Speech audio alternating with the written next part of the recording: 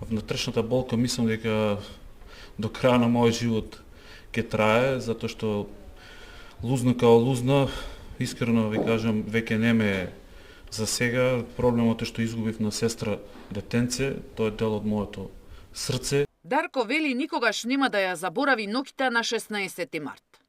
По враќањето од лекувањето во Србија, сега секој ден оди во одделението за физикална терапија во Кочанската болница, за да ја врати функцијата на своите раце. Изгорениците оставиле големи лузни, за кои треба и време и трпение.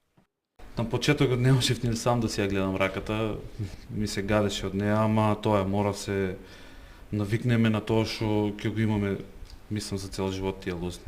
Откажување никако, ми требаат раците за работа. Работиш? Да, и тоа баш со нив. Имам вулканизерски дуќан и баш раците ми требаат за работа. Каква е оваа вежба сега што ја правите?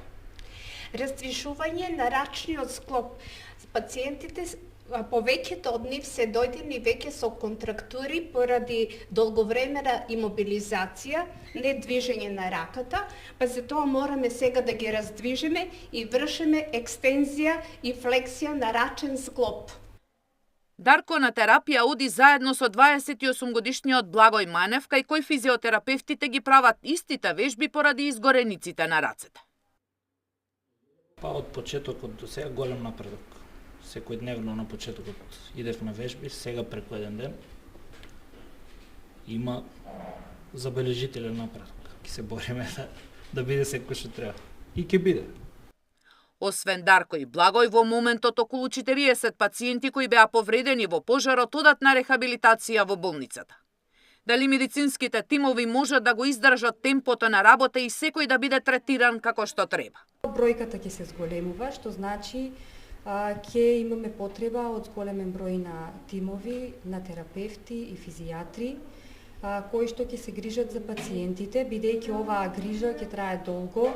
Формирањето на лузните ќе трае околу 18 до 24 месеци, што значи ово е најкритичен период во кој што пациентите треба да добијат соодветна грижа. Пациентите немаат поплаки за медицинскиот кадар за кој вела дека дава на човечки напори. Но прашањата се зошто оваа болница да нема соодветни услови како што заслужува. Зошто во импровизирана када ги миеле и оние со посериозни рани.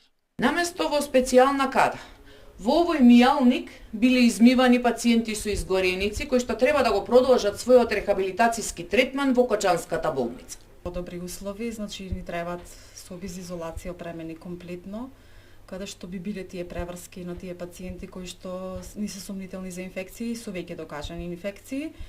Меѓутоа, заради тие услови, значи, пак ќе спомнам, тука ни е клиника за пластична хирургија, колегите доаѓа и тука, значи се организираше тука една поголема акција со PRP, тоа е со третман со плазма, кој што се земат самите пациенти. Со децении никој не заковал ни шајка во болницата, а има делови каде прокиснува од кровот. Ова болница е пуштена во раните 80-ти години и од тогаш воопшто не е реновирано. Што се однесува до опремата, гледаме и правиме напори да се донесе опрема, меѓутоа без кадар и без соодветни услови не можеме. Правиме колку што може за да добијат специјален третман жртвите, меѓутоа тоа е што сте го видели.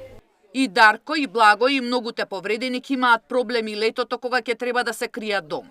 На нас од Белград ни кажа докторите дека сабале до 10 смееме и после 6 поручок смееме да излаваме, на сонце никако, аутан да користиме никако и нашиот период иде уште потешок и потешок да може да го издржиме. Кочани е град кај што комарци има. Точно така, Кочани има, мислам дека највише комарци.